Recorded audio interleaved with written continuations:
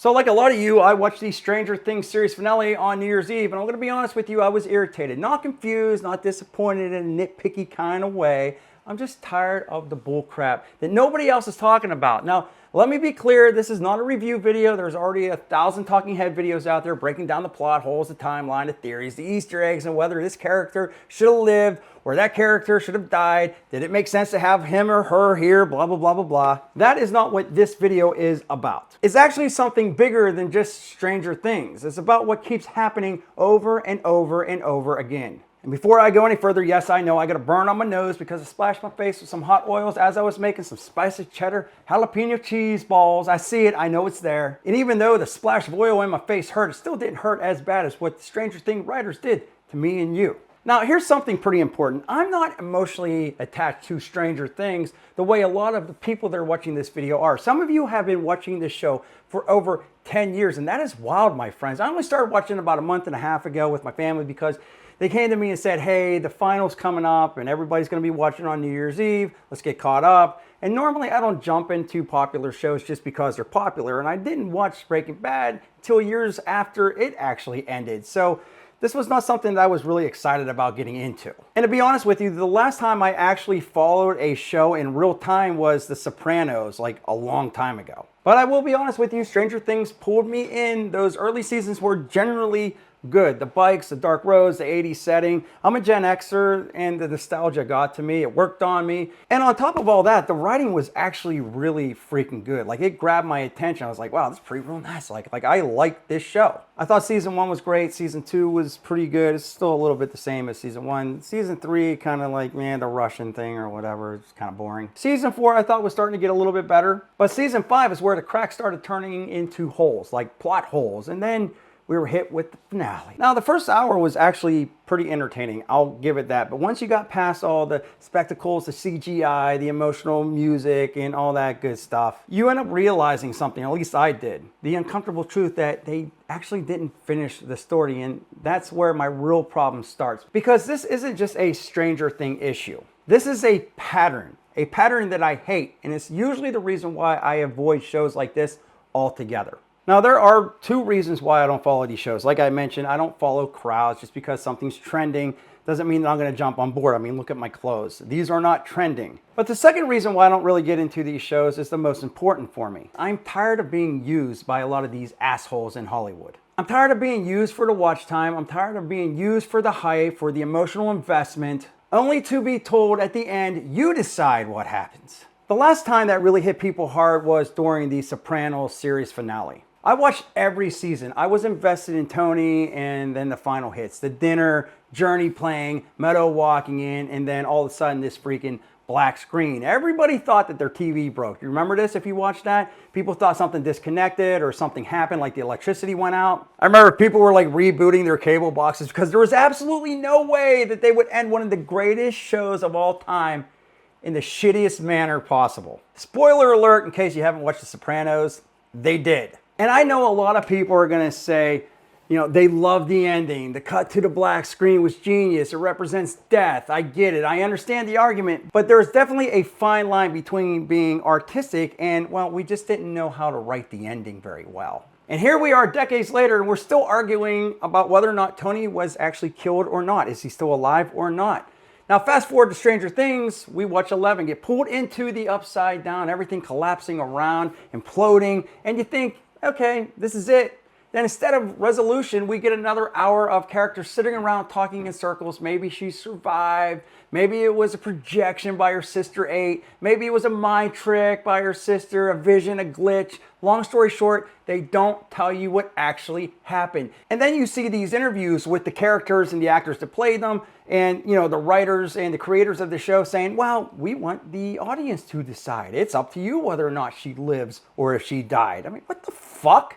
This is really the best way to keep her alive. And it's about Mike and everyone finding a way to move past what's happened. She lives on in their hearts, whether that's real or not. Yes, the audience is the writer. You are the director. No, I'm not the writer. I'm not the director. You're the writer. You're the director. You're the one that took years of people's lives and hundreds of millions of dollars to write these stories. Your job, the thing that you're actually paid for, is to tell us the story, including how it ends. And here's the thing that nobody wants to admit. This whole let's leave it up to the audience thing, it didn't start as art. It started as fear. Committing to an ending that might upset part of the fan base. Fear of killing off a character that could still make money for this franchise. Fear of locking a door the studios would rather keep cracked open forever because people like options. They like when people stay alive because they can do spin-offs, reboots. It means that Steve can come back when you do a spin-off and the ratings start to dip. So you bring Steve in, you bring Elle in, and there goes the ratings again. And once you see that happening in show after show after show, you can't unsee that. You actually start noticing how often finals don't actually end anymore. They just stop. They fade out, they imply, they hint, they dress uncertainty up as sophistication. Because here's the truth, if being vague is smart, I should have aced every single project I've ever done in school. Strong writing does not avoid questions and answers. It gives the answers to the questions that the viewers are asking. Let me give you an example. Look at the contrast between Breaking Bad. They told the story, they made the choices, they committed. You knew exactly what happened, whether you liked it or not, and people still talk about that ending, not because it was vague, but because it was definitive. We knew that Walter was dead. We knew that Mike was dead. We knew that Better Call Saul was somewhere else, but he got a spin-off. It wasn't too bad. It was okay. But these vague storylines that the writers never want to complete, it creates frustration. I didn't want Walter to die because I knew that they could have made more shows with him. But at the same time, they did it right. They killed him off. But that's why a lot of people are frustrated right now. It's not because a character died like Steve. I know everybody would have been upset, or Mike, or whoever. It's not because a theory didn't pan out. It was because the show refused to land the plane. And this matters more than people realize because TV isn't cheap. Not in time, not in attention, not emotionally. Some of you grew up with these characters and you waited years between seasons. You defended the show online. You stuck around when it got messy because you trusted the payoff would be worth it. And then the final comes in and they just shrug it. You're like, well, you're the writer. That's why people are upset. That's why people feel disrespected with the finale of that show. Because when the writers and the directors and the producers of these shows ask the viewers, you, me, for long-term loyalty, they owe the audience an ending. Not a fucking business decision disguised as art. Not a maybe. Not, yeah, she could be alive. Yeah, she could be dead. Not an open door so they can create a pilot or a spin-off of another show. Finish the story that people were invested in. You've been telling us for 10 years that this is how the story is going. You've been telling us this is what this is. This is what that does. You are in charge of showing us what we should be watching in these storylines. Say what happened and stand by it. If you killed off Mike or you killed off 11 or whatever, stand by your decision. If people didn't want you to kill Steve, but you felt that it would have been a better story if you killed off Steve, kill off Steve. And here's the part that most people don't talk about. What we can actually do about it. Because studios didn't just wake up one day and say, let's decide to do this.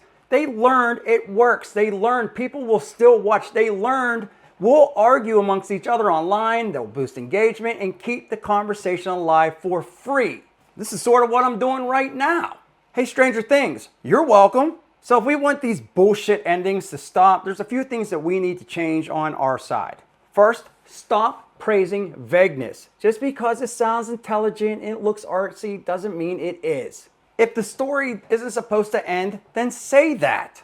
Don't call it bold, don't call it artsy, don't call it unfinished. And secondly, a lot of you might not want to hear this, just stop watching these shows in real time. Game of Thrones, I've never watched it. I was going to, but I'm not going to now because I hear the absolute horrific ending that supposedly happened in that show. That it literally ruined the entire show because of that one ending. So why am I going to invest my time? I'm not going to do it. But people won't do that. They have a fear of missing out on something. But guess what? That's leverage. When everybody rushes to watch immediately, studios know they can drag things out forever and still win. Waiting to watch a show costs them more than complaining about the show afterwards. We shouldn't reward shows just because we want to watch it when it's trendy. We should reward shows when they prove to us that they actually commit to something. I mean, again, that's leverage for the studios that we rush out and immediately watch anything or whatever they put out in front of us at any time. New Year's Eve, we're literally like sitting around instead of wanting to watch the ball drop or whatever, even though it's kind of boring. We're waiting for this show and they know that. They got us. They know they can drag this shit out, man. Third, reward shows that actually commit. If a show is good like Stranger Things was, season 1, season 2, season 4, then talk about them like we did with this show.